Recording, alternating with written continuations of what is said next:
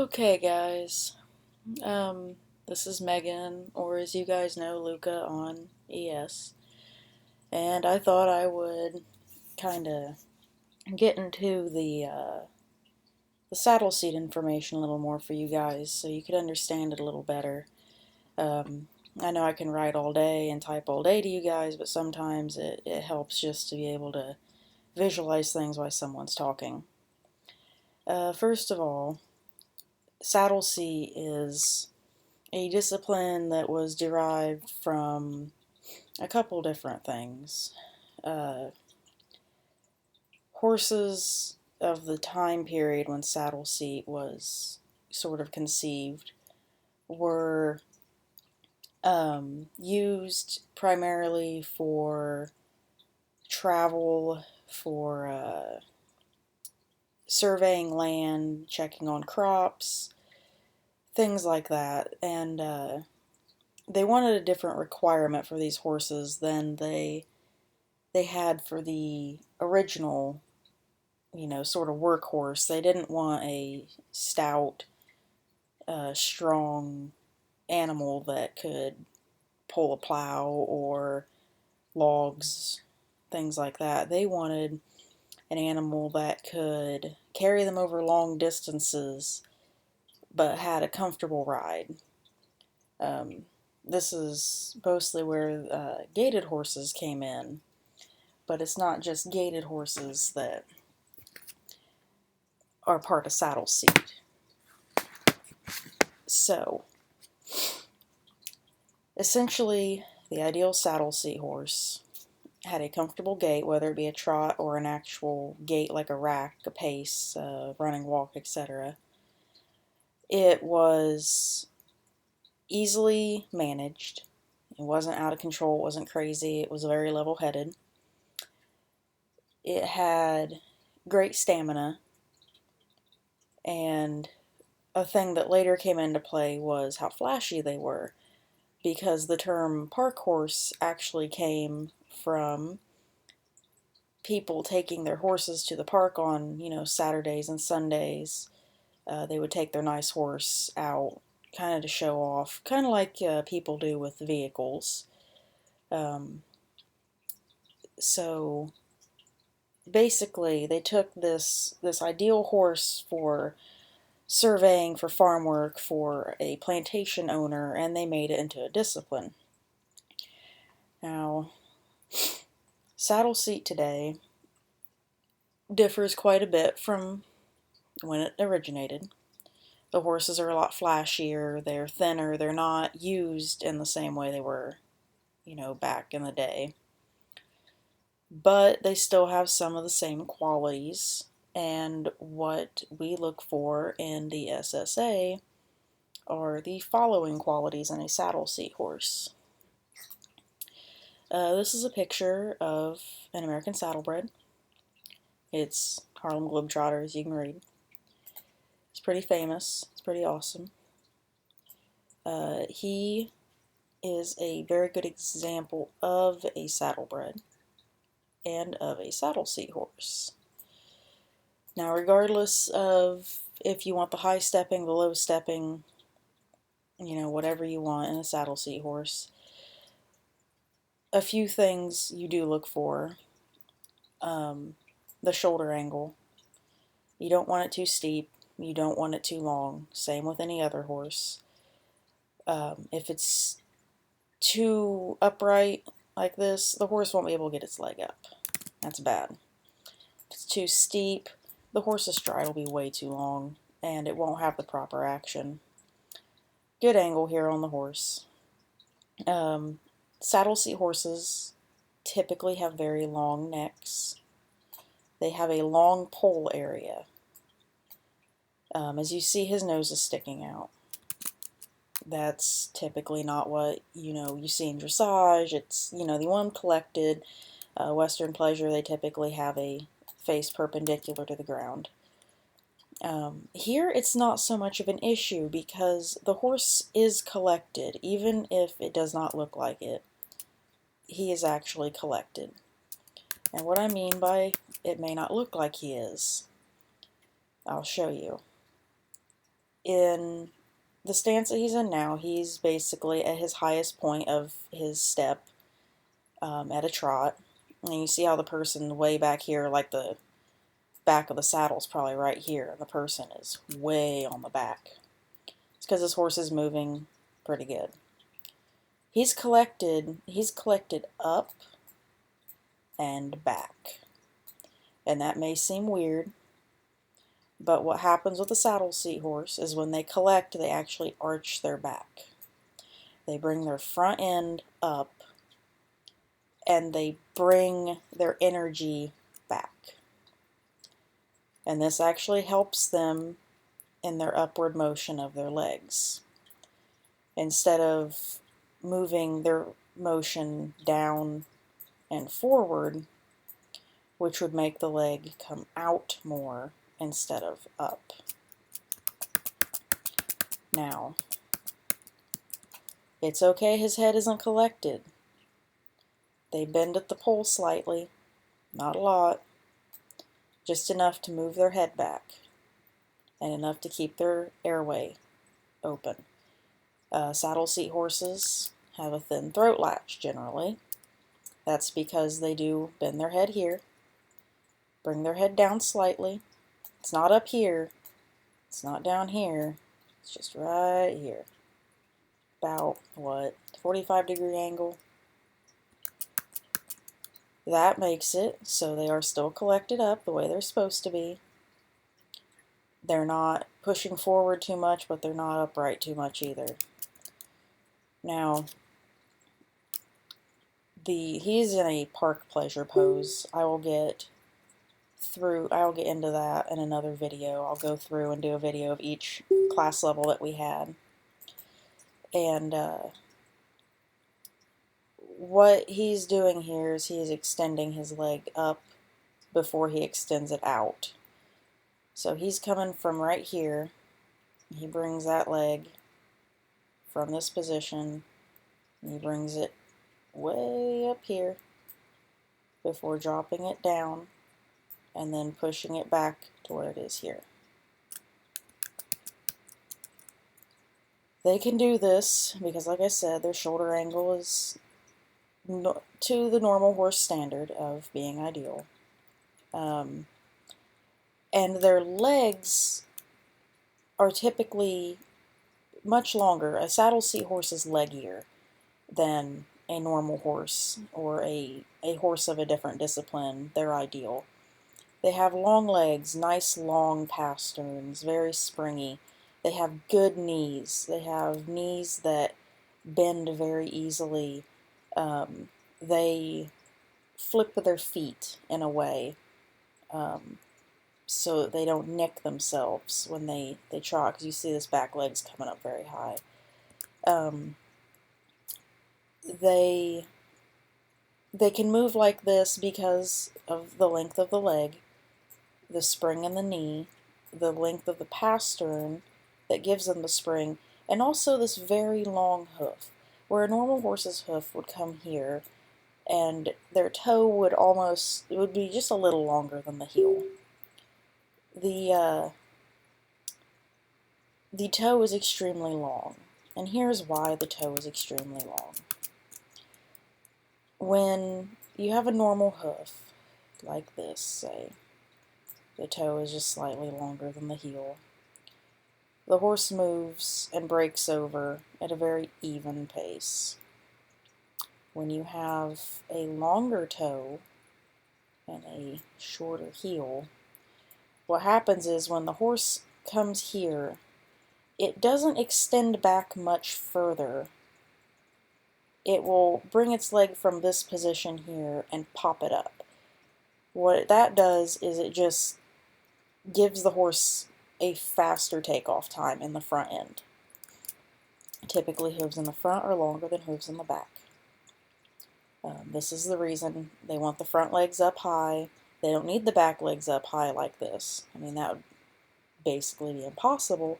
However, they're not really looking for a lot of lift in the back end. They want tuck. So here, you see he's lifting very high. He could even lift this angle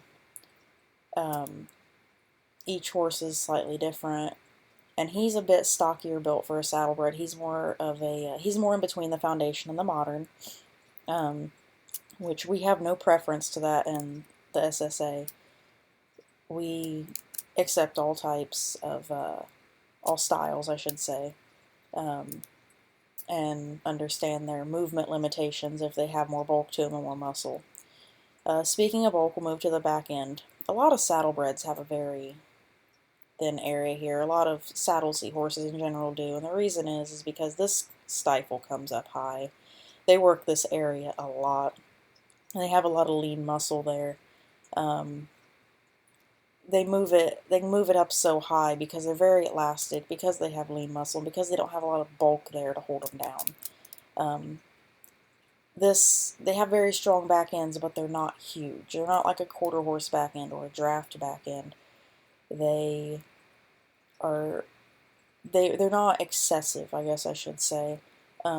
Whereas it looks correct on a quarter horse or a draft or even a thoroughbred that runs quite a bit.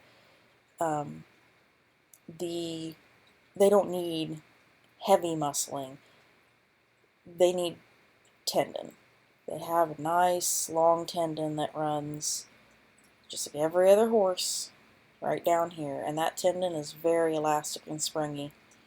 When they pop that leg up, once again, long pastern, longer tendon if they have a longer pastern, they are able to just snap that up, and they snap it up underneath them just like that. They have a lot of reach with this because they have a lot of spring. So it comes out, and then it'll reach out underneath, like that, set down just where this foot is, and they'll continue on. They got a nice long stride. See the spring in this back hoof right here, just the level that it is. It provides a lot of power, like a pogo stick. It pushes the horse up. Now, we spoke about the saddlebred sort of conformation, which goes with the Morgan, the Arab, the Hackney pony, the national, national show horse, other horses that are more of a light, long-legged, sort of ballerina type horse, the very long neck. Now, I'll show you. Oh, it keeps popping up. This is a Tennessee Walker. In ES, he would just be he would be country pleasure. He's too high for trail pleasure. He's too low for English. But like I said, that's another video. But the walking horse is gated. Saddlebreds can also be gated. Morgans can also be gated. In rare cases, Arabs can be gated. A lot of horses can be taught to rack. I've even seen quarter horses rack. But they have to have the body build for it. They have to have the type for it. Now, the Tennessee Walker type horse, this covers like your Tennessee Walkers, your Rocky Mountain horses, your spotted saddle horses, Kentucky Mountains, sort of Icelandics. They're in a gray area. Since they're a little different build, they're a little different in their gait, they can kind of be covered by this, but they're still their own whole separate thing. So the Tennessee walking horse, it's a nice long stride, loose back end as you can see. They actually do overstride, especially whenever they get into the big lick, which is the pads that a lot of people don't like, or stepping up higher, Park Pleasure and Saddle Seat Association. They can overstride this front foot right here on the back. They do pretty neat things with their body. The conformation for like a sort of gated horse like this, they still have that nice angle on their shoulder. They still have the nice long leg, very elastic, very good knees. They do also have the longer hoof. Some can even, go a little bit longer. These guys have a bit of a shorter neck. They don't come up as much. They are still coming up and back, but they also push forward at the same time. Now, if that's a little hard to understand, I get you all that. It's kind of weird. It's kind of weird until you ride one. But what you do is you collect them up, you bring them up. See how this horse is at an angle? Withers up here. These guys do not arch their back. They do not come up that much to arch their back. They have a nice angle on them. What they do is they almost sit their butt down. Butt comes down, front end comes up. They come back. You get them collected up and they come back. But as they come back, they bring that force up. They bring it back, and then they bring it forward here. They push pretty hard. They pull pretty hard. They're ready to go. They're not uncontrollable. They're just, they know their job. They're ready to go. They also have their head out, about 45-degree angle, a little less. They got a nice long pole. They can have thicker necks. You can see this one's a little crusty. Thicker necks here. They have nice, strong shoulders. They have a thicker back end because they use their back end more. They tuck it down. They don't bring their legs up. They don't trot typically, or they are not. It's not breed standard to trot. I shouldn't say they can't trot or they shouldn't trot. It's not breed standard. What they do is they literally just walk. Their back end just walks. It looks like a person walking. So what this happens here is they take this foot and they flip it, and then they bring it straight forward.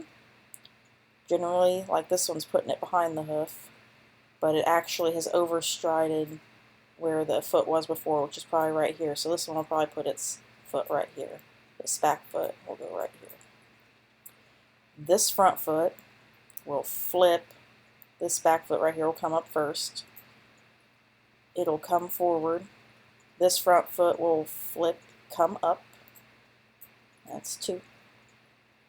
And this back foot will do the same thing this one just did, because they'll be moving back and then they'll move back forward. So this is 3, this is 4. 4-beat gait, just like the walk.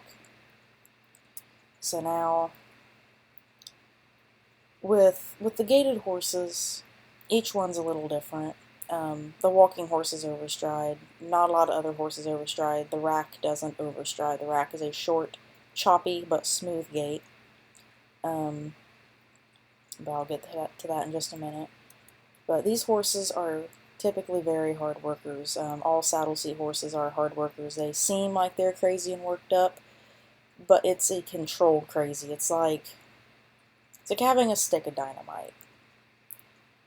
You know it can kill you, and you know it can blow up, but you control when you light the fuse, and you control where it goes.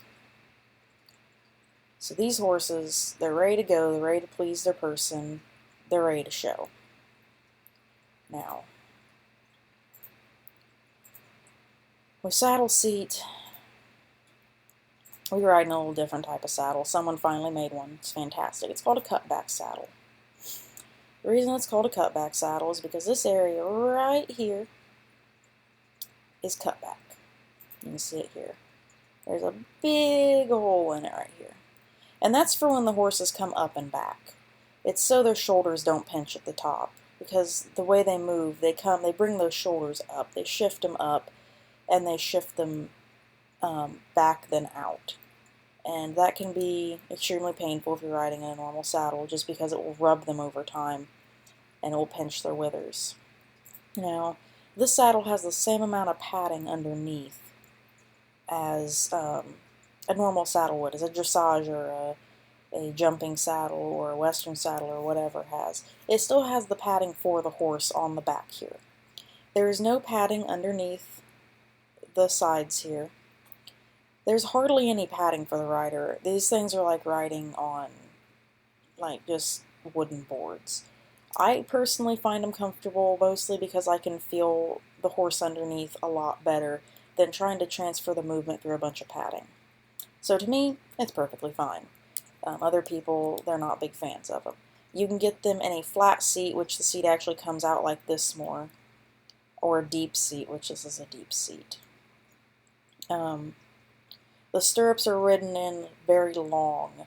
You don't have a lot of bend to your knee. They post when they trot, just like any other English discipline. You do not post when you gait. You actually throw your feet up towards the shoulder, and you sit back on your pockets, and you kind of recline back, almost like you're in an easy chair, a lazy boy. This, of course, is not if you are doing equitation. If you're doing equitation, you should do proper riding style, your proper seat, knee, hips, or not, sorry, shoulder, hips, and ankle should be in line, just like always. You should, make sure that your hands are correct. In saddle seat, they don't mind if the hands are above the elbow. They don't need to be level. That is because you are picking the horse up and pulling it back towards you, asking them to collect.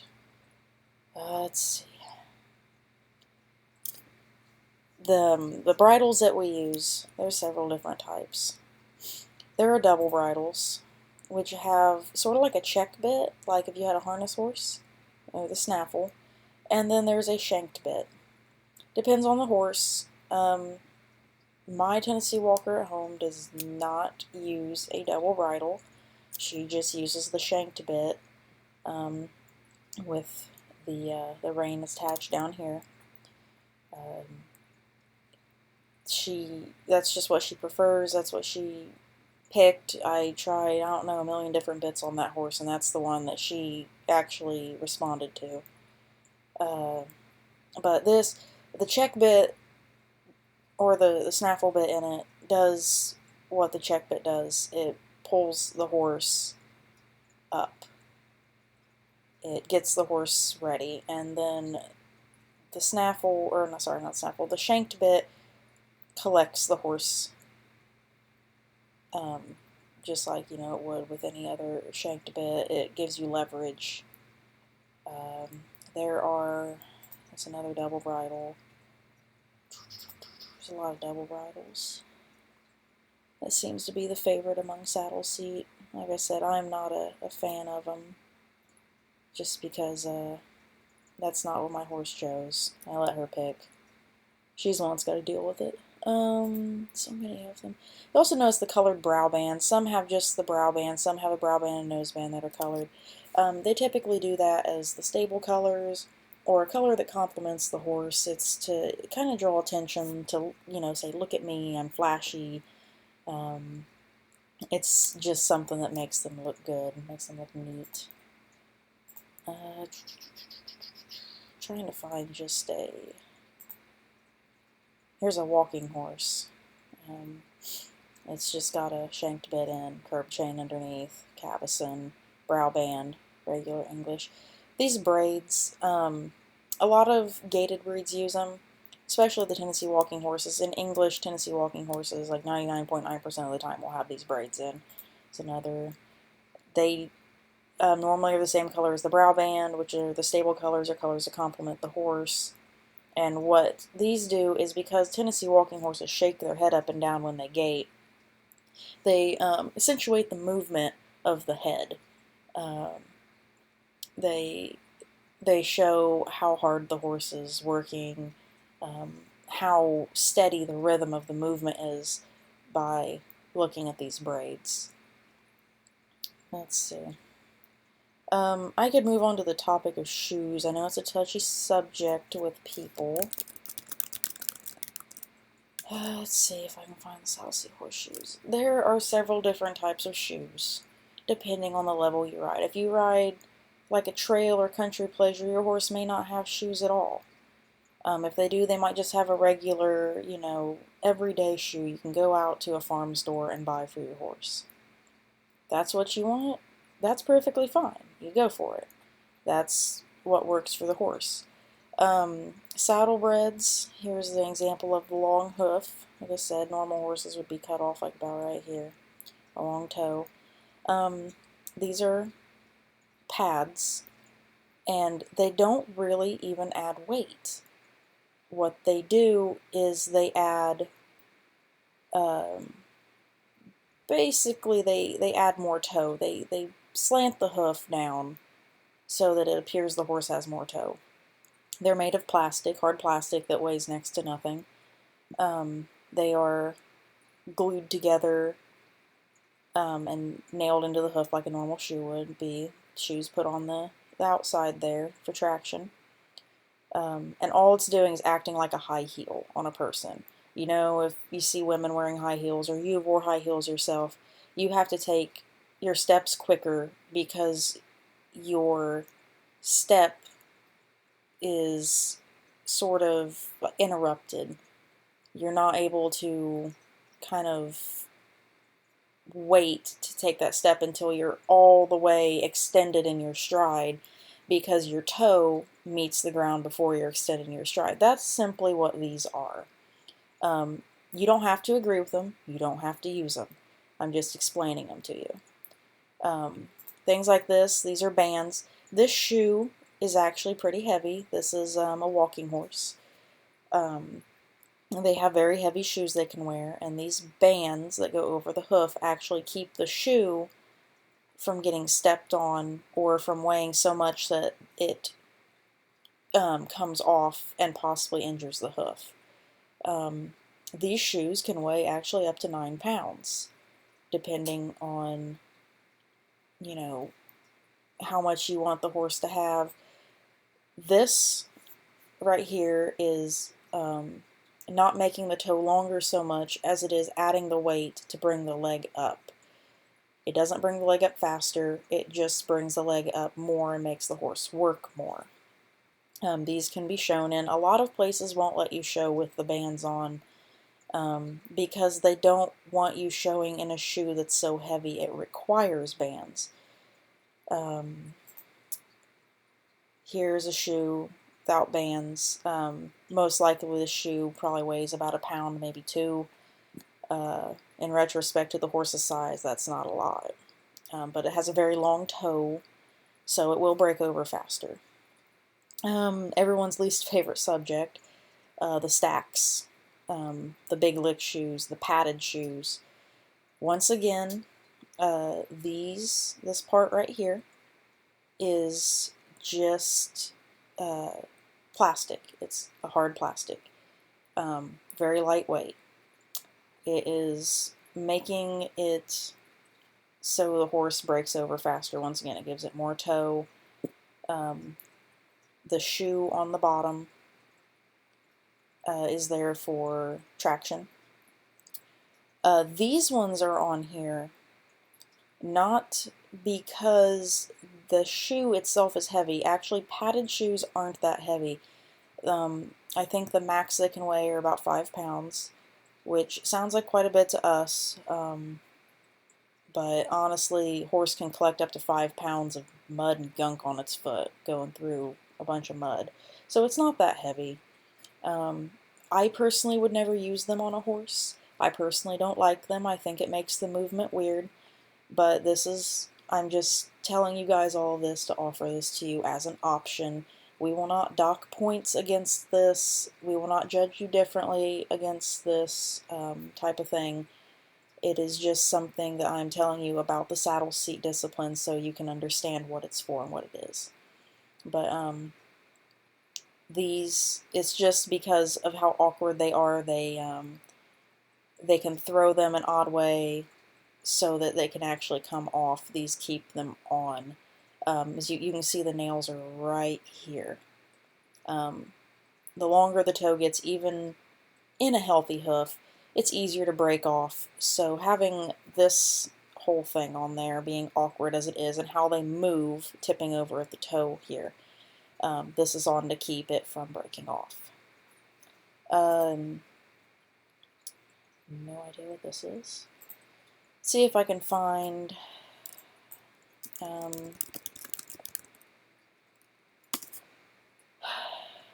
okay, this shoe is called a trailer. There are several different types. They're for back hooves, generally gaited horses. This is a better example of a trailer that a walking horse would wear.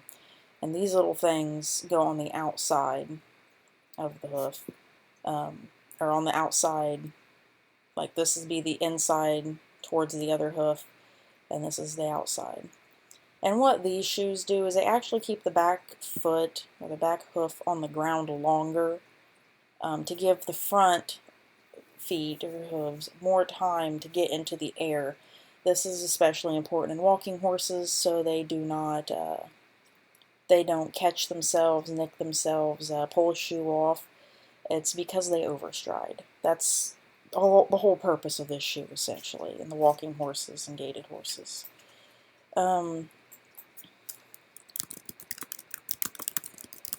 So, I went over the saddle. We generally use a white girth, and I, honest to God, can't tell you why they use a white girth. I don't care what color girth you guys use. I don't care what color saddle you guys use, as long as it is a realistic color. Typically, as you can see, they are black, dark brown, light brown. They normally call these Havana saddles. They don't do tan or anything like that. Besides the Saddle Seat English saddle, Saddle Seat also has Western to it. These are regular Western saddles. I'll show you this. Okay, Saddle Seat is typically an English discipline. However, it has adopted some Western into it. Saddlebreds, Morgans, Arabs, walking horses, they all show in Western. So you can see here, they show in the same thing like a quarter horse would show in. Flashy bridle, a nice flashy silver saddle, nice breast collar. You know, that's perfectly fine. They wear their same Western wear. They wear the nice pants, the jackets, the button-up shirts, the cowboy hats, the brimmed hats. That's perfectly fine. Right now, even though this shows an English pleasure horse doing it, we only allow trail and country pleasure to show Western. They can show Western or English, as long as both the horse's tack and the rider's apparel matches what they're doing. So the rider can't be dressed English and showing a Western horse, vice versa. There's also another thing I would really like to put in Saddle Seat Association, is they have a parade class, and parade classes are really cool. This is a parade horse, if you can kind of see it. Let's see if I can find a bigger picture. They wear parade saddles, a lot of silver, a lot of metal, very flashy, and they show in that. It really, having all that on them and having all of it, it chinks around like metal, or like armor, and they can hear it and everything, and, just having it on the hips here, and being such a strange thing to feel, really does show that these horses aren't crazy. They're pretty bomb-proof, actually. They just know when to get excited over things. But typically, we don't have a parade class at the moment. We don't really have the tack for it. I don't know a whole lot of people that would really want to edit all that, because it is a lot to edit. But I mean, if you want to show in a Western class, and you want to show in parade tack, and you want to edit all that on, go for it. We won't dock you on it at all. We will make sure it's correct, and make sure the horse is correct and everything, but as for it being apparel, we won't dock it.